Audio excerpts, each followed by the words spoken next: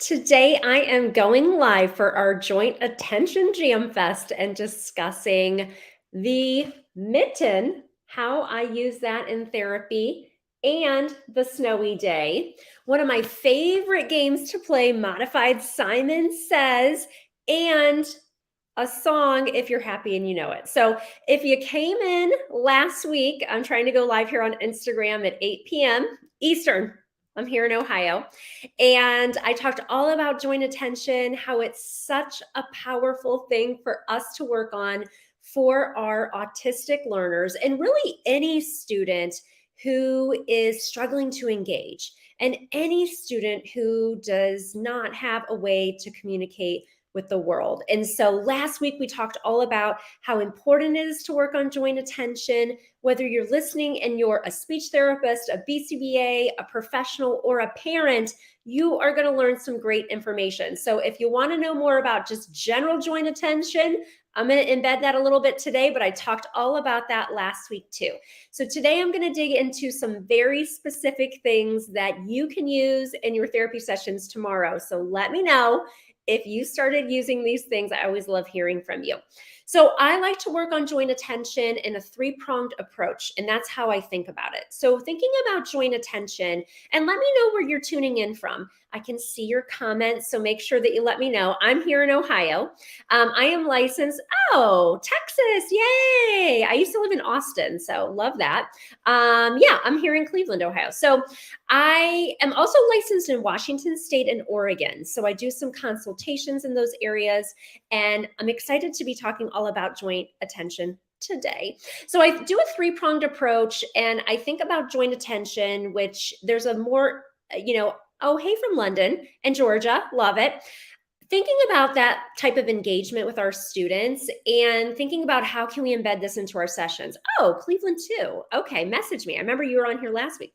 So I think about it through how can we use books, how can we use music, and how can we use play to help engage our students. And so the next couple weeks, I'm going to continue to talk about joint attention here live on Instagram, 8 p.m. Eastern. And I'm also live on Facebook and YouTube and LinkedIn. So hey, if you're listening. So the first book I want to talk about is The Mitten. I like to do The Mitten. If you haven't heard of it, I'm going to show it to you. I like to do The Mitten in January. Now, I do live in Ohio, so I do experience snow. But even if you don't, if you live somewhere sunny like San Diego, where some of my good friends live, I do think it's important for us to kind of talk about the seasons. Why I like this book is it's a cute story. Have you listened to The Mitten? Let me know in the comments if you've ever heard it. Okay, I know Illyria. Okay, I'm on the east side, you're on the west. Love it. So The Mitten is a very cute story where there's this boy and his grandma makes him this mitten, but she says, don't lose the mitten. Like, you're going to lose it. And so, of course, you know what happens with kids. I've got 3 of them of my own. He loses the mitten. And then all these animals go into the mitten. It's a very cute story. And then and then he ends up finding the mitten before he gets home. And what's funny is one mitten is a lot bigger than the other one. Now, I like to use this for joint attention. This is probably more for school age students. If you have a student, oh, Susan says, my daughter loves that book. That's awesome. Thanks, Susan. So if you have students that are school age, this might be nice. I use this for a group. I worked in the schools for 20 years. So I use this for a group of 6th grade students, actually. And so if your student is really struggling to engage and they're younger, something that I might do with the mitten in any story, you can do this. You want to use an energetic voice. We talked about that last week. My energetic might be different than your energetic because I have an online business. So I have to be energetic. Okay. I do all the videos. I have to be energetic, but you do your level of energetic. We talked about the importance of using your own voice. There are a lot of great things we can do with YouTube and Epic Books, but when we're specifically working on social engagement, we want to use our own voice because in therapy, and I am talking about, I've used this in a group lesson as well, but I am talking about how am I interacting with that one student in this shared activity. I've also used the mitten when I've been working with a small group. And so what I did, if your student cannot tolerate sitting for this entire book, if you're joining us, we're talking about joint attention tonight, I would paraphrase it. And so today I was on teletherapy. I do a little bit of teletherapy consults. And so I said, you know what? Use one sentence for each page. And you could do that. You use one sentence. You don't have to say every single line from the book. You don't have to do that. Now, if you're reading something like Chicka Chicka Boom Boom or Brown Bear, those are pretty simple. Pete the Cat, I would use every single word. But if we're using something like this and our students, maybe a toddler or they're in preschool, you might want to simplify it. This is a cool book for students that are school age. So what I did for that, and so how you can make that joint attention, shared activity, you obviously are reading it with the student. We talked about this last week, but if they leave the teaching area and they come back, we're just going to note how long they were with us. We don't want this to seem like it's work. So let me know in the comments, do you love this book? Is it the best? I love it. So after this reading of the book, what I did for my students is I got on Google Images and I just printed a general mitten. And then I put this mitten on their desks. They were at like a group table. And then when I use this in a group setting for more joint attention, cooperative learning. So we read the book, energetic voice, social engagement, allowing each student to participate if you're doing it in a group, which I'm talking about now. And then I did a Google image of a mitten and I put the mitten on each person's desk. And then what I did underneath the mitten is I put, now these were older students, upper elementary. I put their labeling target, one card underneath the mitten. And so I said, okay, Quinn, it's your turn. Go find your mitten. So they went to their desk, they picked up the mitten, they saw what word was under it, and they labeled it. So it was a really, really nice activity. I think I talk about this activity in Start Communicating Today, which is our 5-hour ASHA approved and ACE course, if you haven't checked that out. Leah said, I love, love, love to use this book in my winter theme lessons. Oh yeah, Leah, I do. Glad you're here. Okay, so the mitten. So if you haven't used the mitten, think about it. It's great. If you're like, yeah, everyone talks about that, because I've seen some other people posting about it. It really, really is a nice book where you can have like a nice lesson. And if your student is young, it's difficult to engage. You might want to paraphrase for that one. Okay, that's the mitten. Okay, the other book that I like is called The Snowy Day. This is another one that's just very fun, talking about snow. You can incorporate it. This is English and Spanish, but you could paraphrase this. You could create a snow-themed activity. This is another very fun book, The Snowy Day. So 2 things to think about. I used to, when I was in elementary, now I teach high school. Yes. And it really depends on your learners too, so these are fun. These are fun books. And when I was working with older students, middle school, high school, the past 10 years, that was my age group. So I created a lot of my own books and put them on my TPT store, ABA Speech, because I like to use real pictures with older students. All right, so joint attention, working on shared engagement. Yes, so what if a child walks away and only wants a fan? Only wants a fan, like that's their favorite thing? Yeah, that's hard. You want to try to incorporate their favorite thing into the lesson. What I would do is if my student was with me for just a little bit and walked away, I would just be keeping data on how long the student was engaged. And then if they have something that's their favorite thing, I would try to think about how can we embed ways to incorporate that favorite thing into therapy. Yeah, good question. Okay, so we want to use a book. We want to be energetic. We want to use our own voice. The next thing I want to talk about is a song. The song I want to talk about this week is If You're Happy and You Know It. So If You're Happy and You Know It is a great song. And why I love, love, love this song is that it has motions. So I love to make sure that all my students feel included. So whether I have a student who is speaking some single words, or whether I have a student who's using an AAC device, or whether I have a student who we're trying to figure out what's going to be helpful for them as a way to communicate, I like to incorporate songs with motions for younger learners, especially because it gives them a way to participate. And if they can't verbally say the words, maybe they can imitate. And so now we're working on 2 things. We're working on imitation and we're also working on joint attention. So if you're just joining us, welcome to Joint Attention. Jam Fest. So we talked about our two books today, The Mitten and The Snowy Day. And now we're talking about If You're Happy and You Know It. So I like If You're Happy and You Know It because it has motions. And I'm not going to sing the whole thing for you because I don't want you to all log off at the same time, because even though I have this heart back here, the voice is not that good. So if you're happy and you know it, clap your hands. And you can do an expectant pause, like we talk about that a lot as speech therapists. If you're happy and you know it, clap your hands. And we kind of wait to see if they're going to participate.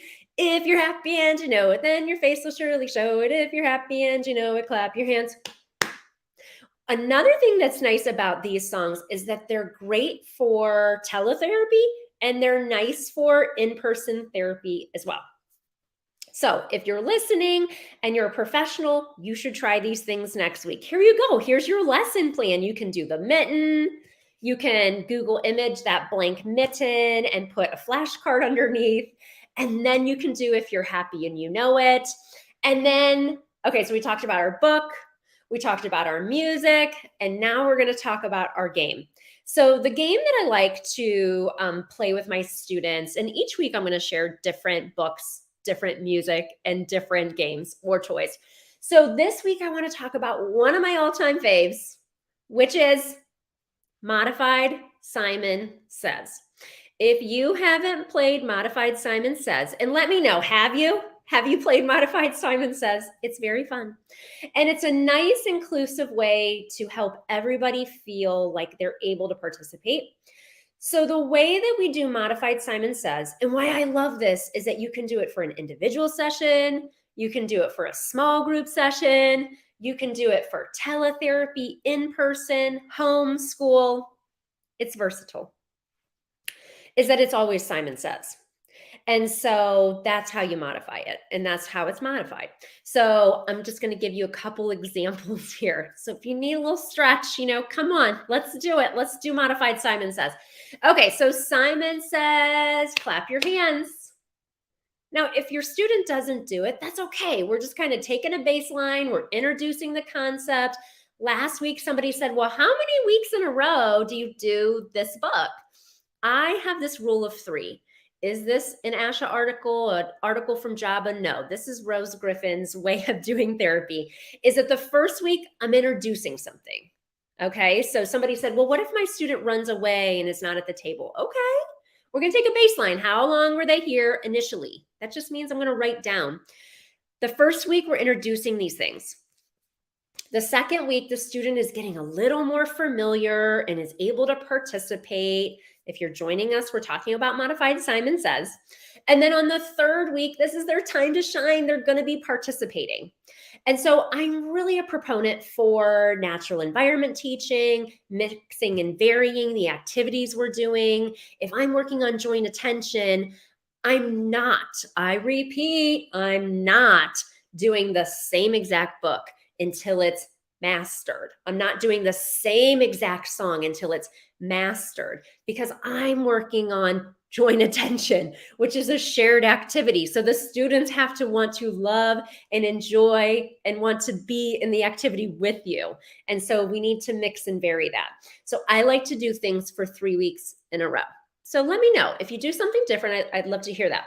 So what was I talking about? Oh, Modified Simon Says. So Modified Simon Says, if you haven't played it, it's really nice, because once again, we are working on joint attention. So it's a shared activity. We're doing it together, but then we're also working on imitation, which this is another foundational skill. I also talk about these foundational skills in Start Communicating Today, my 5-hour ASHA and ACE approved course. So this is so great. Like, this is how we get started in communication. These are early learner skills. We're learning to learn. We're building that foundation for our kids. So Modified Simon Says might look like this. Simon says, pat your head. Simon says, touch your nose. Simon says, twist. Kids like that. This one feels good too. Simon says, windmill arms. So the point being is that our students can participate. And this is what's so nice when you're working on joint attention, You're embedding it across your sessions. We're doing our book, we're doing our music, and we're doing a game. So if our student is not yet speaking, that doesn't mean that they don't want to engage. And it doesn't mean that we can't build this foundational skill. And this is something I try to tell parents too. Parents will get really nervous if you're listening and your parents, when are we going to start working on talking? It's not that we're not, it's just that we want to work on some of these foundational skills as well.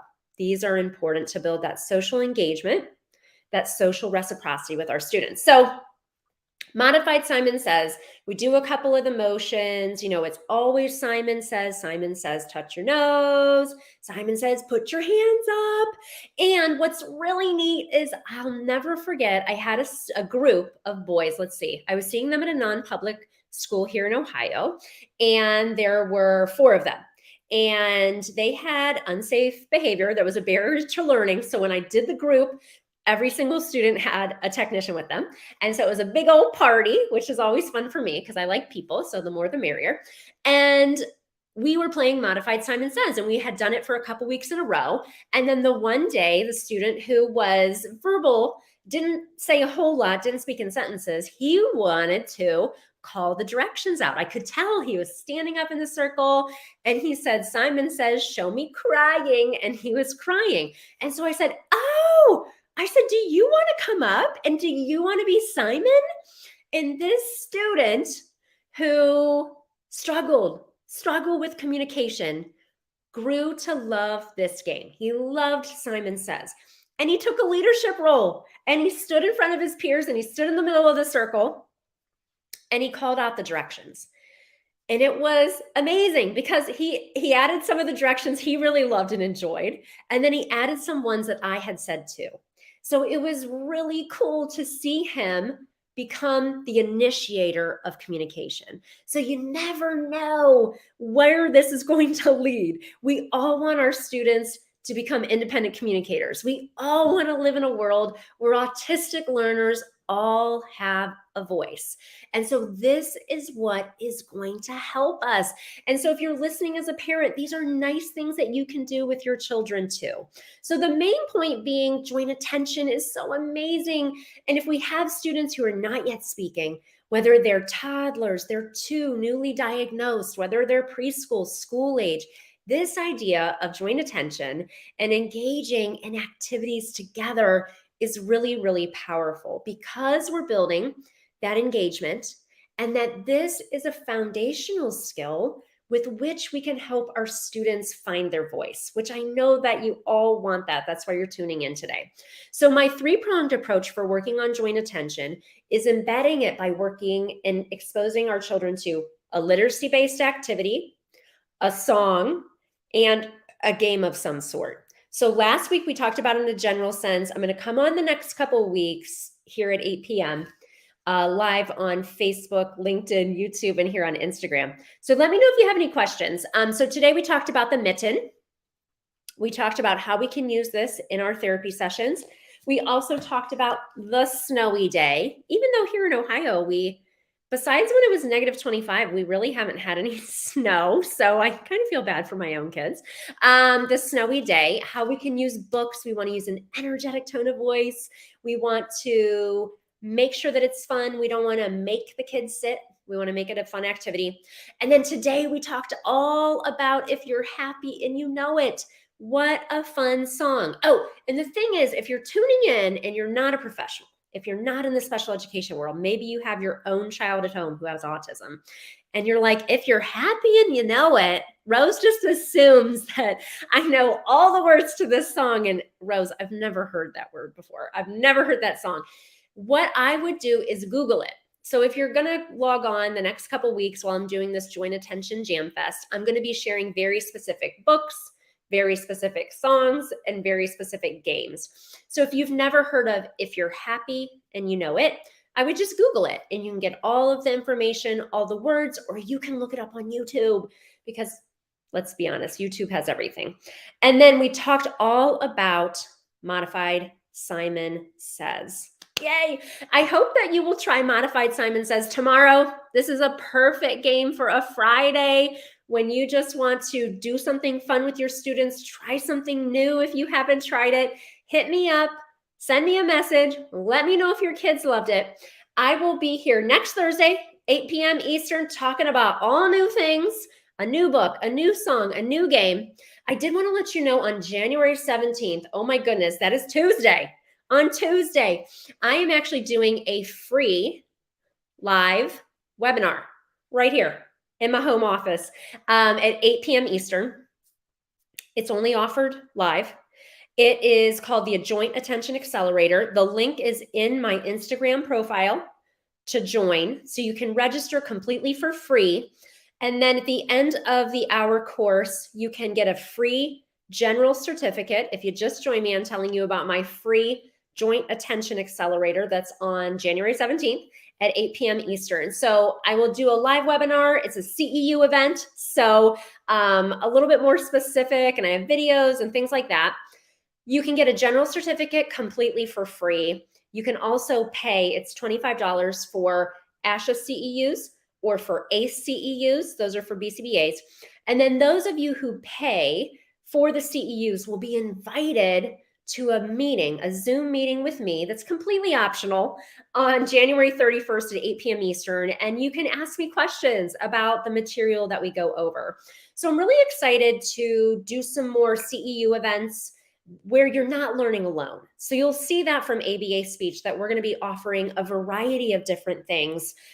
This month, we're also going to be doing on January 24th an ASHA and ACE course about learning through play. So same thing, you can register for free, you can get a general certificate, or you can pay for ASHA or ACE CEUs. That will be $15 because there's no second meeting.